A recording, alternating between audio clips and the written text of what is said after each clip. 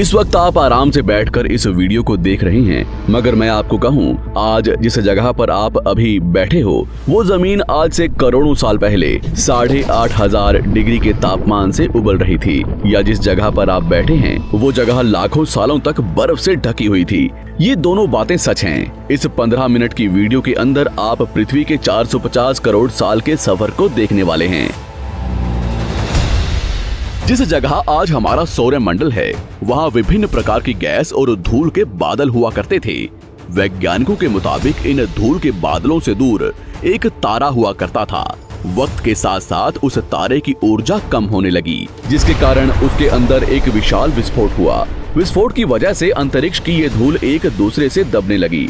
इस दौरान बादलों में स्थित धूल के कण दबाव और गर्मी के कारण बड़े उल्कापिंड और पत्थरों में परिवर्तित हो चुके थे, और इसी दबाव की वजह से इन बादलों में स्थित रेडियो एक्टिव पदार्थ ने ग्रेविटी का निर्माण किया। इस ग्रेविटी के कारण बीच में हाइड्रोजन और हीलियम इकट्ठा होने लगे। बीच के इस भयंकर दबाव के कारण एक विशाल विस्फोट हुआ, और इसी विस्फोट के कारण हमारे सूरज का जन्म हुआ। अंतरिक्ष में फैले एस्टेरॉयड यानी क्षुद्र ग्रहों में भारी वजन की वजह से सूरज के करीब आकर सूरज की परिक्रमा करने लगे। धीरे धीरे इन्हीं एस्टेरॉयड में भारी टकराव हुआ, जिसके फलस्वरूप मरकरी, विनस, अर्थ और मार्स जैसे ग्रहों का निर्माण हुआ।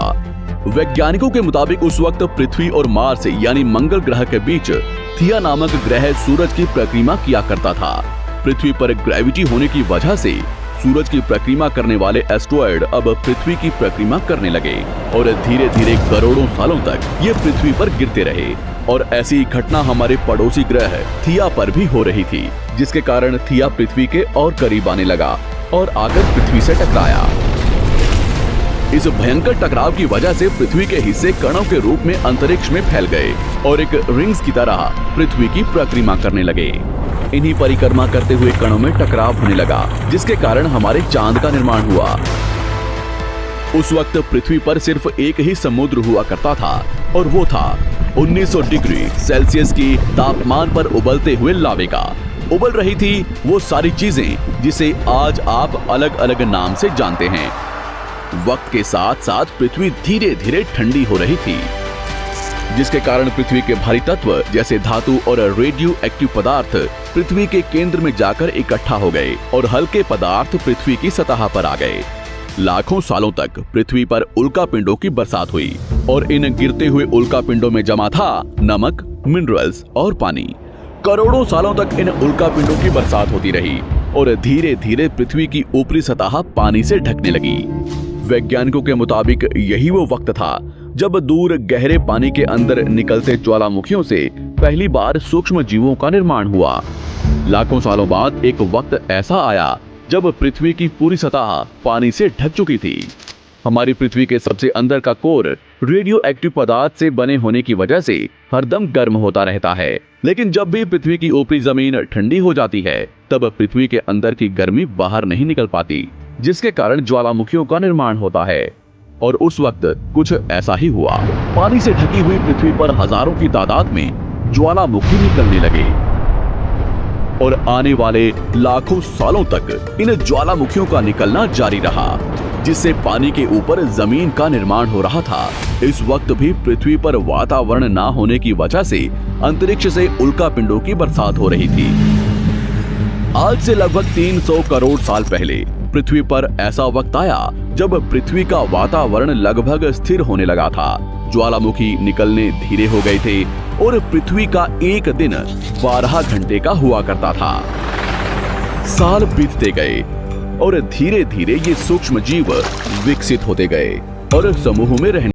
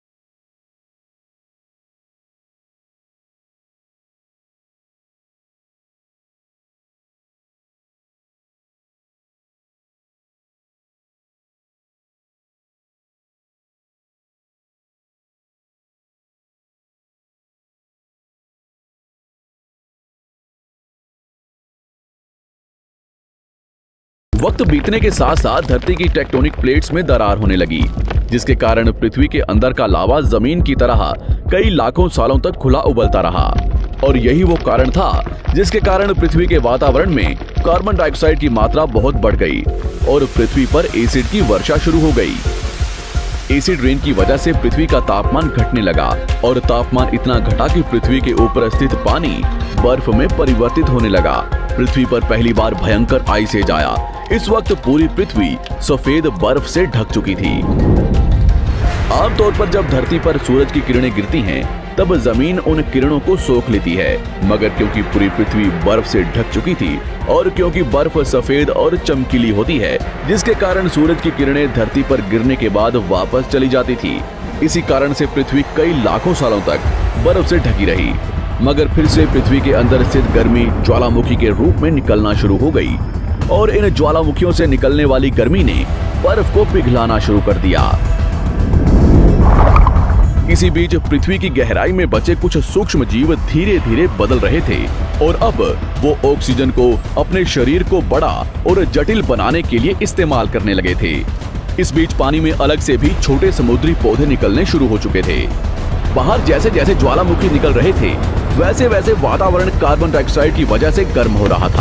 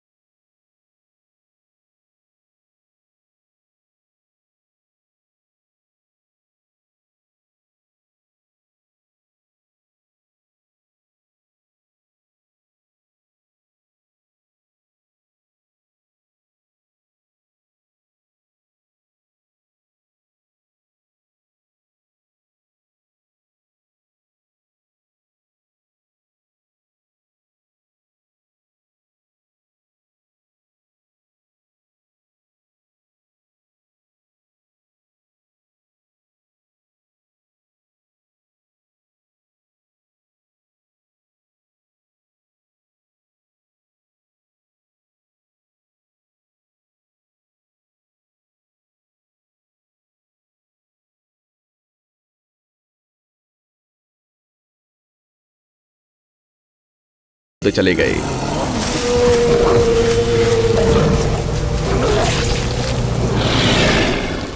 पृथ्वी की ऊपरी जमीन एक जगह इकट्ठी होने के कारण ज्यादातर जमीन रेगिस्तान और बंजर हो चुकी थी। ज्यादातर जंगल समुद्र के करीब हुआ करते थे, जिसमें डायनासोर्स रहा करते थे। आज से लगभग 20 करोड़ साल पहले पैंजिया महाद्वीप टूटना शुरू हो गया। पैंजिया के विभाजित होने की वजह से पृथ्वी की ज्यादातर ऊपरी जमीन पानी के संपर्क में आने लगी, जिसके फलस्वरूप पृथ्वी पर हरियाली बढ़ती गई, जिस वजह से डायनासोर्स और ज्यादा विभिन्न और विशाल होते चले गए। डायनासोर्स ने आने वाले लगभग 20 से 30 करोड़ सालों तक पृथ्वी पर राज किया। उस वक्त डायनासोर्स समुद्र से लेकर जमीन और आसमान तक पूरी पृथ्वी पर राज किया करते थे। इस दौरान अफ्रीका से टूटा भारत सीधे आकर आज के तिब्बत से टकराया और इस टकराव की वजह से हिमालय का निर्माण हुआ।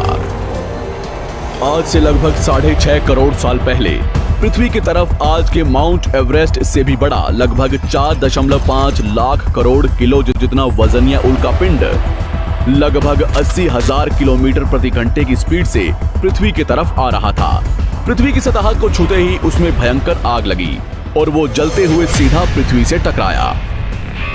इस टकराव से निकलने वाली ऊर्जा आज के 10 करोड़ परमाणु बम एक साथ फटने के बराबर थी। जहां ये उल्कापिंड गिरा, वहां के जानवर और पेड़ तुरंत भाप बनकर जल गए। गिरते ही पृथ्वी पर पूरी तरह धूल फैलने लगी। समुद्र में भयंकर बाढ़ आने लगी। भूकंप और आग ने पृथ्वी को जलाना शुरू कर दिया। कुछ ही घंटों में पूरी पृथ्वी के वातावरण में हानिकारक गैस और धूल की वजह से पृथ्वी नर्क हो चुकी थी। डायनासोर्स, घुटन, आग और भूखमरी से पूरी तरह विलुप्त हो गए।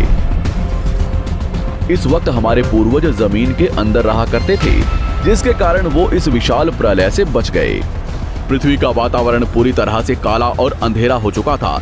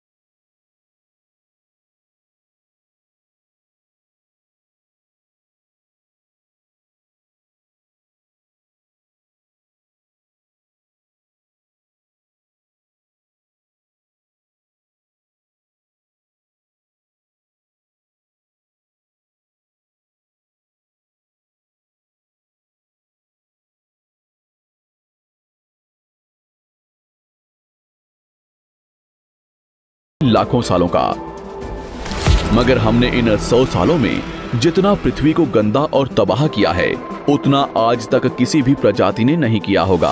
हम फिर से धरती को गर्म कर रहे हैं और कार्बन डाइऑक्साइड की मात्रा बढ़ा रहे हैं। वैज्ञानिकों का मानना है कि पृथ्वी पर फिर से विशाल परिवर्तन होने वाला है।